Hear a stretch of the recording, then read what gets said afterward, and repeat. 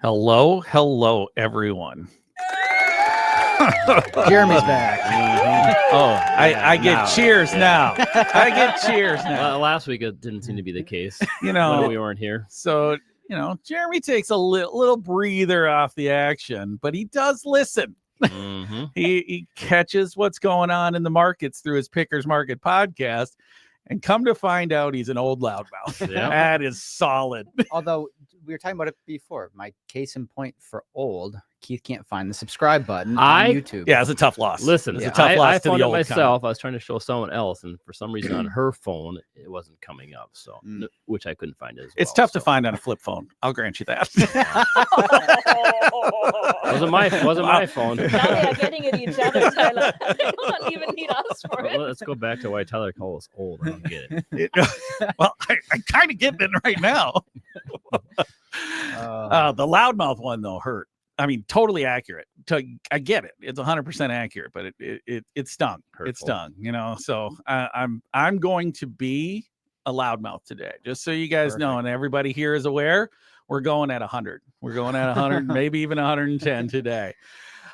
So I want to start here a little bit. Well, I do have to say, Lisa put in our comments how she was the innocent one and never called Keith or I loudmouth or old. And I think, Keith, you checked the tape, right? Yeah, I went back and listened twice to make sure Lisa wasn't, on the piling on like everybody else was. This. I want to really set myself apart from Tyler here, right? That's a good idea, Lisa. You're alone in this. All right. So it's episode 36. I did something a little different today for our nerd listeners. Because I couldn't really find anybody sports oriented that I like. Maybe you guys have one, but interestingly enough, the 36 is the atomic number of Krypton. I have no idea what atomic numbers mean. I just thought it sounded like cool Superman stuff, so that's why I went with atomic number of Krypton is 36. Jerome Bettis. Oh. Jay Bet, yeah, that's a pretty solid one right there. Yeah, that was fun. I think that's a little bit Steelers. better. Keith declared atomic numbers. The discussion is already right. Exactly. Right. Try to give the listeners a little something different. He's like, no. Well, that one you're just getting everybody lost already. Start. What do you mean lost? Who doesn't know about kryptonite? Now, I don't think that has anything to do with the atomic number of Krypton. But it's still close enough. Right. That's what I'm going with. All right. You got anything, Tyler? I see you're scrolling. It's slim pickings. It was slim. Leroy Butler was the one but I can't mention a Packer and in good faith. It's tough for me. Bettis has to. Lisa, is there anything Austrian to do with the number 36 that sounds cool? Not that I know of. Yeah. Nothing comes to mind immediately. Okay. That's all right. We can move right on. My knowledge is limited, to be honest. Here as well. Sports teams. No, that's fine. We got to get that's why I gave a little something for our science listeners. For our one science listener. No, it's interesting to kind of change it up a little bit. Exactly. Yeah. Just trying to add some new flavor. The loudmouth is trying to add some new flavor here, trying to change the game a little bit. Oh, God. All right, let's talk markets. Hot button topic for me today is investor optimism. So I was finding and perusing through charts the other day, and I happened upon one that I thought was interesting. And it showed that, pessimism generally rules America's stock market investors, right? And really it was a stock market. It just showed the percent of respondents that thinks stocks are going to go up in the next 12 months, right? It's a pretty simple question to kind of gauge stock market bias and investor bias. Yeah. It's almost always below 50%, right? So that's a little surprising to me. Yeah, it is. And just we're in the game though. Yeah. And we know the probabilities are probably significantly. I mean, it's 73% going back, and I think since 1987, it's closer to 80% that you've had annual positive years. But people just don't think that way, right? They would rather be positively surprised. I think that's what kind of influences that number a little bit. But with that said, the current one is at all-time high, or since 1987 highs. So we've never been higher about people that experience or that expect the market to be higher. Now, granted, it's not 100% of people, but it's higher than this chart has ever shown before. So I wanted to start with you, Tyler, Keith, myself, Lisa. You were on the road too. All of us have been on the road here. Does that fit with what you're seeing and hearing from investors? Is just there a sense of optimism out there with regard to what's going on in the markets? Yeah. I also think, and we also have our digital discovery portfolio, which is crypto, AI, and kind of like new technologies, and people are all hot and bothered about investing in crypto. So maybe that's where the optimism is coming from. Maybe not stocks necessarily, but people are curious about putting money into crypto because it's the get rich overnight type of thing. Yeah, or at least that's what they see on TV. My crypto Lambo. Yeah, and they're like, oh, I want to put money to this, and how do I do it? Where can I do it? And that's the kind of questions that I've been getting asked. Maybe you guys have too, but that was kind of my general sense is like, once we start seeing this massive rush into something like that, I think optimism is probably near an all-time high. Yeah. When you're talking about the ultimate risk asset right now. Yeah. Lisa, what do you think? I'm on Tyler's page on this. The last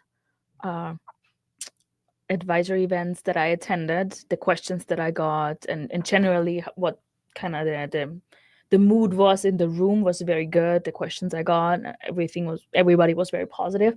The interesting thing for me is how long the market actually has to perform well until investors kind of start feeling that way, right? It's like we're in year 2 already with very good performance, and now it's getting more optimistic and more upbeat. Yeah. But also when that's investors that I talk to that do this for a long time or investing for a long time. When I listen a little bit to my friend circle, there are also people who don't normally invest or who are a little farther away from that. And I think there's an adage when your weird uncle at the Christmas party starts to talk about crypto and investing that normally don't do it. That's a sign that maybe can get a little bit overheated. Well, Keith and I are the weird uncles at the Christmas parties. I mean, the uncle that normally don't do things like that. That doesn't do things like that. Yeah. Anyway, so like even friends that are normally not concerned about investing at all start talking about crypto and investing and stuff. Yeah. Gangl, what did you think? Yeah, I've been to several different advisor events and everybody's positive. I think it's crypto as part of it, but I think it's actually the overall market in the last 2 years. And you're doing 25% last year. We're at 27, 28, wherever we're at today. People are just positive because if you start looking at your 401ks, the money you've saved, that's 50% move in 2 years plus. It's pretty positive, and I think that's what's that on top of that you got things like the election behind us. So I think that's one big fear that's kind of like, okay, regardless if you like the outcome or not, I think that just now it's over with, right? And so you can start looking forward to it, and then you start hearing stuff like Bitcoin getting a little bit speculative right now, and I think that's kind of why you're seeing your optimism so high on the survey here. Yeah. I'm gonna amp yours up because I'm the loudmouth here. I think there's a lot of speculative nature going on right now. I just think there is. Cryptocurrency. The way I assess that is simply Tesla is nowhere near what are we 90% since the election, or I don't know what the growth rate or the return has been since then, but it's gone parabolic, right? And then secondarily, I'm being talked to about things that, frankly, I don't pay much attention to, but people are getting, the cryptocurrency components of it and saying, hey, I just bought this because that's going to happen. It's not a if, it's a that's going to happen. Yeah. I think there's a ton of that going on right now. Well, a good example of that is Bitcoin, and people are talking about, the U.S. is going to be having a Bitcoin reserve. Oh, yeah. It's like, not of speculation. That's it's not set in stone that we're going to have a Bitcoin. Could it happen? But the way they're talking about it is we are going to have a Bitcoin. Yeah, it's just a question of how much. Yeah. So.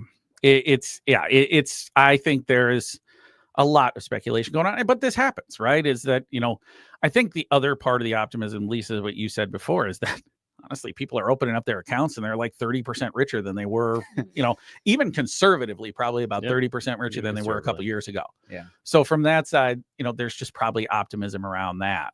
So I think there is, and that's when Jeremy's at least yellow flag starts to go up and just saying, hey, you don't have to slam on the brakes, but maybe not press on the gas as aggressively, just simply because these things can end. Yeah. I don't know when, and I don't, could we go another 20, 30, 40% from here? Sure. Boy, you're starting to stretch the bounds though at that point. So I'm worried that we're starting to stretch those bounds a little bit now. Yeah. I'd be interested to hear your all thoughts on that. Am I crazy?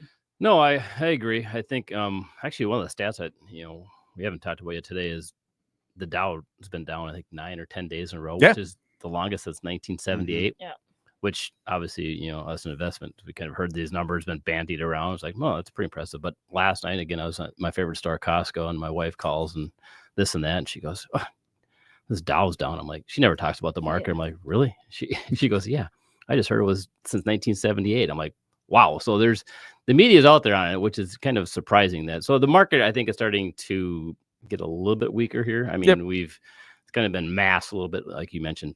Tesla's been up big. You've got, if you're looking at Bitcoin's over 100,000, there's some things that are driving. Some of the mega cap names are still holding the market up, but the broadening that we were talking about the last couple of months has actually kind of gone the opposite way. So I think that's something to keep an eye on as well. Well, and I always go back to the makeup of the Dow too. And one of the big components of the Dow is United Healthcare. Yep. And that's that down stock 20%. is just getting smashed, just crushed. Right. Yep. So that's part of it. Too. And it's actually added NVIDIA November 8th. I was just reading that, and that one's actually down over 10%. So that's over in a correction territory. So that's kind of surprising. And that's where I start to get worried too, is all of a sudden you start seeing some of these AI type names like an NVIDIA start to not necessarily rolling over, but the momentum isn't there anymore. Right. And maybe that signals we are due for some type of breather at some point here. And we see it in what is it, like 60% of the stocks in the S&P are near correction territory. Yeah. But the market is up. Because the AI names are still leading it. So that's where I start to get worried, and my yellow flags like yours start to go up, and then you start wrapping in like what people are talking about as far as like how much speculation is out there right now and what people are asking about. That I would start to get a little bit concerned. Yeah. All right. Well, we're a fun group here. Well, I know. At least what we got. Sorry. I maybe add here. I mean, U.S. stock market allocation is at an all-time high, and I looked a little bit in Bank of America's latest, I think, November investor survey, and they said that the investors' allocation to cash dropped below 4%, which is for them like a contrarian sell trigger. I mean, we have to look there. Like even in the October study, that trigger was already triggered. Sure. And since then we performed positive overall. So, but I think even if it's not like the sell trigger that it was in the past, maybe, but it should flag maybe a little yellow sign that, okay, cash is depleting, allocation to stock markets is in an all-time high, and that could, just a little bit in the yellow territory going forward. But we don't know what happens and when it does happen. To that point, JP Morgan has their, what is it, like a Dalbar report or something, where it shows like the S&P's return over the last 10 years, like different markets returns, and then the average investor return. And I haven't seen the updated one, but typically the average investor return is like 3%. Versus the market, which averages it's below like almost everything you can invest in. Because this is when people start to put money into the market. Is when after we've already made 50% in the last 2 years, and all of a sudden that's when institutional money starts to take money out as a breather, and market starts to fall back a little bit, or we start to see some type of correction. Because when optimism is this great, it tends to be a contrarian indicator. So just throw that out there. Yeah. No. I somewhat agree with you on that one. So Happy Christmas. Yeah, exactly. Right. Everybody enjoy that one. We're going out on a bang here. Well, I mean, I'm on the flip side though. The bullish argument is the market hasn't sold off much at all, right? I mean, No. with all this different rotation Yeah. going on, I think that's a very healthy thing. And then we go, we look at GDP growth rate forecast, great for next year. You look at earnings forecast, 15%, unemployment at 4.2%. There's still a lot of reason to be positive. So it just, we're due probably for some kind of pullback, and maybe this is what it is. Maybe it's, just a slight pullback would be nice to see. But again, I think we could see a little bit more. But yeah, we keep throwing company names out there. I'm gonna throw one out there too. I was at that First Trust conference the other day, and one of the things that struck me as interesting that he had talked, one of their chief economists was talking about, was a lot of people are trying to associate the current administration with like the Reagan coming in administration, which I get. Hey, we're gonna be more business friendly. We're gonna probably lower corporate tax rates, those kinds of things. There are some associations that make sense. He said the one thing you need to be careful of is that when Reagan was coming in versus when Trump was coming, Reagan came into a price to earnings multiple of 8. Trump is coming in with 25 plus, probably closer to 27 if you're looking at historical last 12 months earnings. So it's a very different valuation component that's coming in. So that acceleration might be a little bit more difficult when you're paying a lot more for that market going forward here now. So again, just throwing cold water on the optimism that Gangl brought forth. But you are absolutely right, is that, a lot of what I've been saying with regard to economics is just point me to the bad stuff.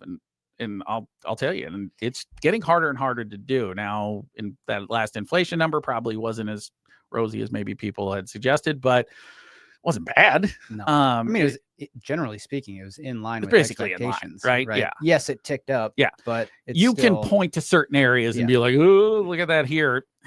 It's really tough to really throw a hatchet at things right now and saying this is bad. So like, I don't know where that is. I'm writing our market reflection and doing a year-end review. So I was looking at 10-year averages for a bunch of different economic data points.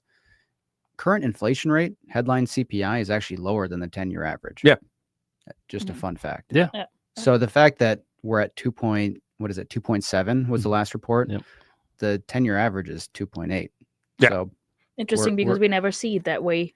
Because we always hear about 2%. Yeah, right. Yeah. But if your 10-year average is 2.8, and I know we had 9%, but then we've also had periods where, like, you go back to 2015, there was actually some negative periods. Yeah. Right. So like, well, we got so used to like just constantly low inflation, right? 1.5%. Exactly. Right. Speaking, that might not be the world. Speaking of inflation, we have a big day today. We haven't even touched on yet. We should throw our predictions out there, I imagine, right? Yeah, you started off. Well, we got the Fed, meeting today. Expectations, I think it's 95%. They do a 25 basis point cut. That's why I didn't put it on the list. No, but I mean, they have to cut. So they everybody's in agreement they're going to cut. I think the bigger thing is, what are they going to say going forward? Yeah. I think they'll start dialing it back. And if you look at what the expectations are for the January meeting, it's down to 15% for a cut. And I think that's realistic. If we get a cut now, I'm in the camp that we do not need a cut in January, or maybe even the following one as well. Because I think the economy is, again, strong, employment, that's all good. Now, where we could see where the market kind of struggles, maybe that multiple in the market goes from that 22 forward PE down to 20, right? So you're going to need those earnings to have that 15% growth. So I think I think that's where it is. And I think that's where I think the Fed's starting to say, okay, things are pretty good right now, and we have to worry about inflation ticking back up. So that's maybe why we need to go into this pause mode. So which will be a change, right? We've gone from no cuts, and all of a sudden we did a 50 basis point cut, 25. Expectations are today for 25. That, okay, now what? I think we go into a pause mode. Just going back to the inflation part really quick. So we've had periods. So inflation is a basket of goods. Shelter is the big part of it, and shelter has been the big issue. And shelter continues to tick lower very slowly, but it continues to come lower. The problem with it ticking higher is we've had such low numbers on other things like goods, where now you're starting to lap those, and if prices go up just a little bit, it's starting to push inflation a little bit higher, even with shelter coming down. So the Fed is doing their job, but I do think we do 25 today, which blows my mind, because why not just pause for right now, right? Yeah, and then maybe cut in January or March and then go from there. But yeah, I think they do 25 today. The market's pricing it in. But it's also interesting is when they did the first 50 basis point cut, the market started to price in 5 cuts this year, including the 2 that they did, and then 6 more in 2025. And now we're pricing in essentially 4 for this year and 2 for next year. Yeah. Which is mind-boggling. Yeah. Just goes to show you prognostications in any way, shape, or form so that's fairly useless. That's why I'm just so confused on why the market is pushing the Fed to do a cut this month rather than just like pause and then maybe do 3 next year. I'm in the same camp. I don't know. A little confusing. But I do think they do 25 because the market's priced it in and they don't want to shake any boats. Yeah, my quick analysis on this would it would be very shocking for them not to do anything this time around, just simply because if you get to a 95, 97% number and you're not going to cut, you probably figure out a way to communicate that a little bit beforehand. Like, hey, maybe you should pump the brakes on who's the journalist at Wall Street Journal that they typically the leak? I know who you're talking about. Yeah. But anyway, that somehow his predictions somehow a note would get passed through, blue horseshoe, whatever, from Wall Street. If you guys don't know your 87 Wall Street number, but blue horseshoe would probably get a note right there at that point and saying, hey, you may want to put something out here. So I think it's cut and comment today, right? I think Gangl's got it right. Is that we cut 25, but then we start pumping the brakes on, hey, we might be in an extended pause mode. Be ready for that until we start to see something that truly compels us to do one. But it's actually funny because a bunch of the Fed presidents have come out in recent speeches in the last, call it 3 weeks, trying to pump the brakes on rate cuts, but the market is just not having it. But on this one, right? I mean, it's not like it's not like they're expecting more and more cuts for next year. I think that's where it's coming. Is everybody saying, yeah, you're going to do one more now. We're going to make you do one more now. Yes. But the market we hear you enough that we'll bring it down for 2025. Yeah. Good. So you all sent me something the other day that I thought was pretty interesting. We've had 2 years of 20% plus growth, right? Why don't I'm going to let you guys run this one. Tell me what the performance looks like after 20% plus years in a row. I'll let Lisa go because this was a chart that she found. So I found a chart very interesting because we hear more and more talks. Okay, what happens in year 3, and that can potentially be that good after 2 such great years. And then I found a chart going back to the 50s. What happened in year 3? That's even before Jeremy and I, just so you know. Well, for me, close. Yeah, me for sure. Flip phone Eddie over here. We make him find the subscribe button. Yes, exactly. Keith had the string in a can. Yeah. How was Alexander Graham Bell a good guy? Very nice. No, I'm in this sport again. Anyway, what happens in year 3 after 2 back-to-back plus 20% growth? And the interesting thing is, out of I think 9 periods, the majority was positive in year 3 performance, and on average it was 12.3%.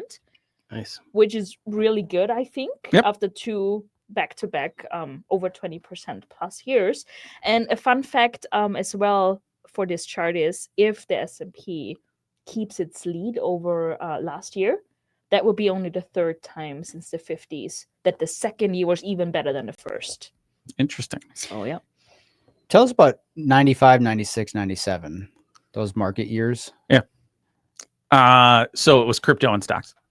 Your crypto experience that you're experiencing right now was the stock market then, because people would start coming to you and talking about, I mean, I was in college during this period of time, but we were living through it. And they would start talking about companies that no one has ever heard of before, right? This company is reinventing such and such. And, it was internet based. And they were like, I'm going to make, this is my Lambo is off of internet stocks at the time. And that's really what it felt like, is that this is, I don't want to say eerily similar, but it's very similar to me in the effect of the things that people come and talk to me about are things that just aren't normal, right? That it's all this kind of like speculative stuff that could be the next gen. And that's what it felt like to me. Gangl, do you feel the same way or feel a little different? Yeah, I feel the same way. I mean, the biggest thing is if we start seeing a bunch of IPOs in the crypto land, which I think we're starting to. But do you even need them now, right? Because you can just speculate on the crypto itself.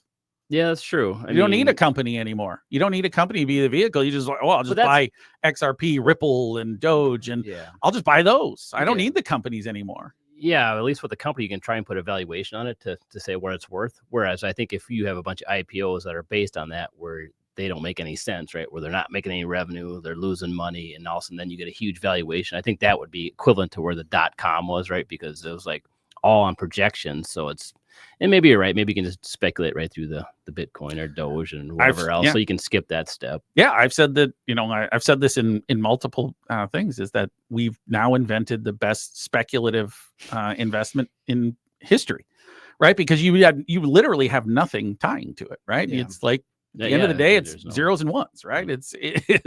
There's nothing there, but whoever will pay more for it. That's what you're anticipating, is this thing is going to be bigger, so you're going to pay me more for it. Down earnings, I don't care. Sales, I don't care. No, you're just going to pay me more because it's going to be more valuable down the road.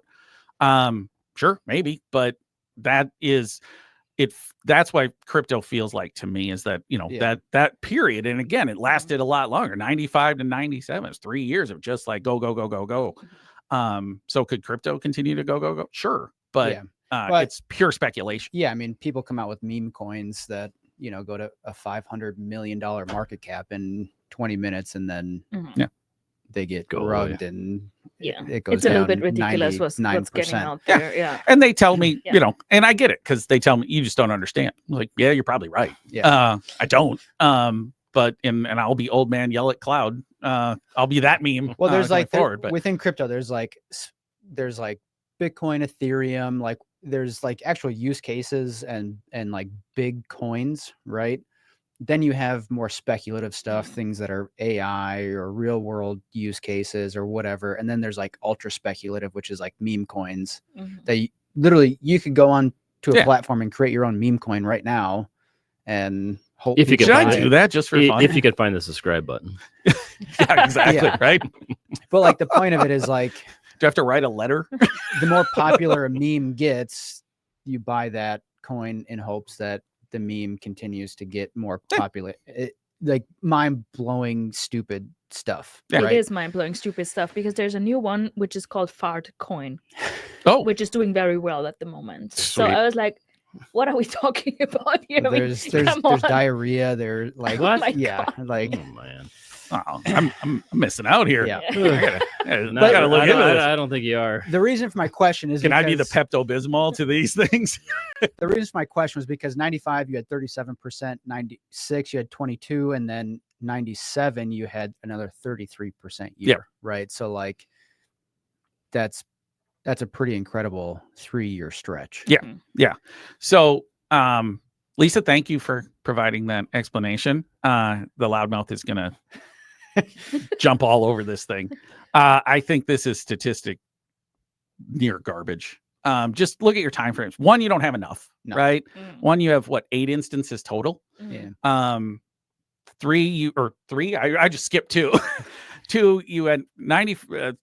Those instances are 95, 96, 97, and 98 are 4 of those instances, right? So it's a grouped cluster that was among the most frothy markets that we've ever had from that side. So I have a really hard time putting any estimation that it have. You're absolutely right. All the numbers are correct. Yeah. Using this as a gauge of what is going to happen in this next one, I think is dangerous at best and silly at worst. I think it's useful in the fact that most people would think it would be negative, right? After 2 big years. So I think the fact that I think it's just like not what, I mean, it's not what was expected, right? It's statistically not enough. I'm in there with you on that.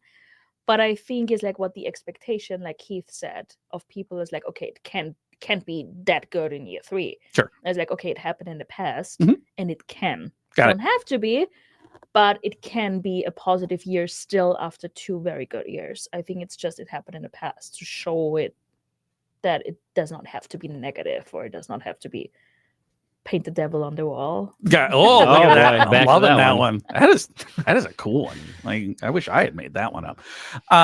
Okay. I get the argument. I wouldn't use it. But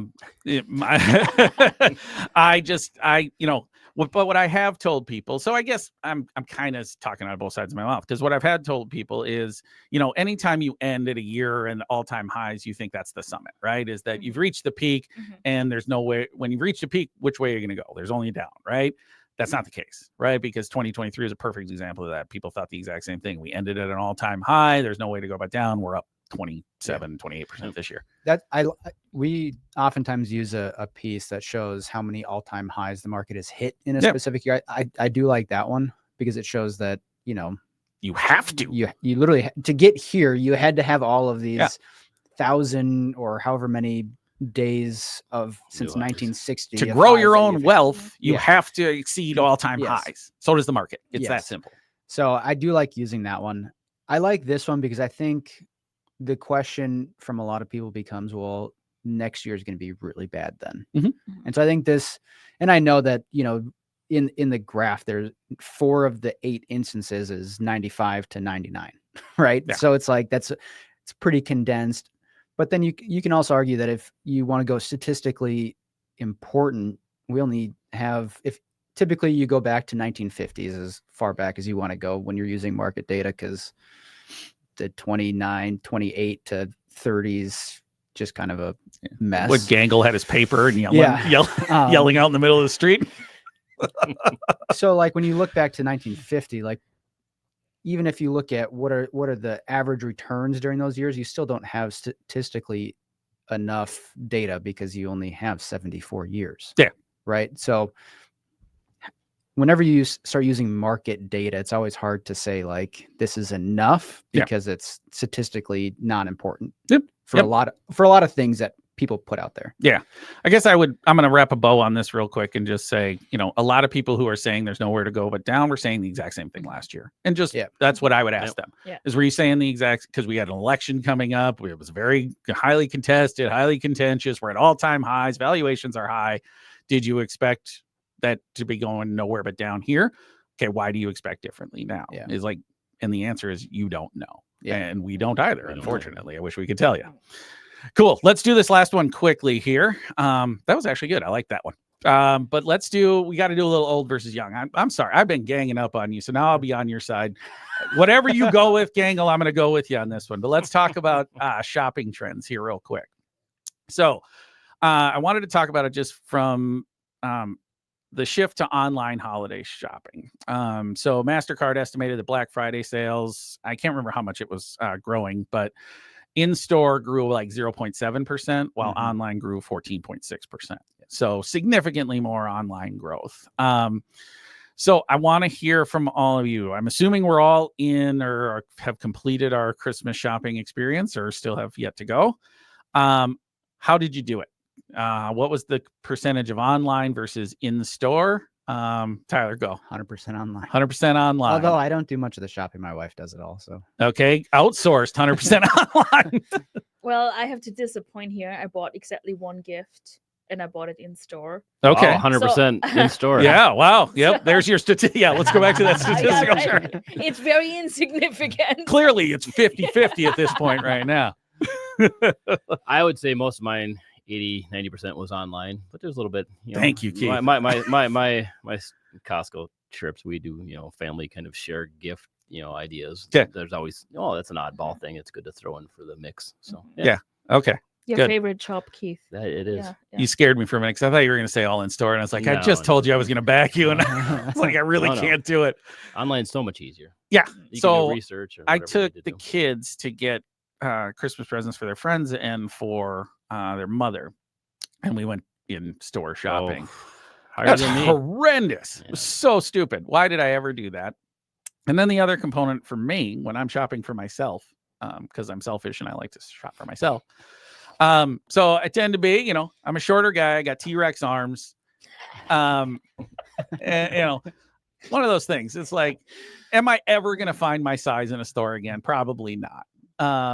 I got the bulldog neck and T-Rex arms. This is not common. Yeah. And so you go to a store. It's like, oh, that looks good. Can I find it in my size? Nope. All right, let's move on. Yeah. That is the most horrendous thing. So where Amazon carries everything you need. Exactly right. And if Amazon doesn't, I'm betting another store that I just open a new tab for, and I'm going to find that one there. So I have the backstory on this for you. Yeah. I buy mostly for me, and like with you, I'm egoistic, so I buy most of it for myself. And especially for shoes and clothes, I shifted back to in-store because I'm so bad in sending back packages with clothes and stuff that does not fit me. Gotcha. And then I'm stuck with it, and then I can't get rid of it. And I was like, okay, let's go in store and then try it on and leave it there if it doesn't fit, because I'm just bad in. That's why, that's why Sending it Amazon's great back. for me, because I can send it back from, because me, I buy everything from Amazon anyway, so I could just whip over to Kohl's if I wanted to and just throw them a box. I drive with it in the trunk for 6 months. Oh, that's good. I rediscover it, and I was like, oh, guess that's too late to send it back. That's interesting. All right, so we're all online advocates. What do you think? Okay, not Lisa. She's 100%. Oh yeah, I forgot. Yeah, statistic. Yeah. Speaking, yes, I like it. But yeah. What do you think? Is there anything that changes that? No, because to your point, like stores can't carry every single thing, right? They can't carry every single size because their inventory would explode in the store and they just can't handle it. I think you get the one-off things like Keith going to Costco because they've got all different random things. That is not Keith going to Costco is not one-off. I know that, but that's permanent allocation. I just don't see. And like even when you go onto like a Target.com or Walmart.com, the availability of all these different things is there versus maybe you can find one of that thing in the store if you search hard enough for it. Yeah. So it's just so much easier. The only one thing I would argue is experience, like for my daughter and her friends, or my daughter and my wife to go together shop. That kind of little bit extra, go to lunch and shop, type of thing. But make a whole day out of it. Or that's now the experience. That's why I don't think it's decoration. going away, but I do think it's certainly less than it used to be. Yeah, I always said that the thing that I would see as the biggest change is malls going from having a food court to malls being mostly food with a shopping court. In the effect of that's where you go to a restaurant and then you do some shopping while you're there, and you do it in the, and you got a nice long tunnel of Lululemon and Ulta. Notice we own those stocks, and those kinds of things as you walk through to, you have you go to a restaurant with your mother or your friends and stuff like that. That's fair.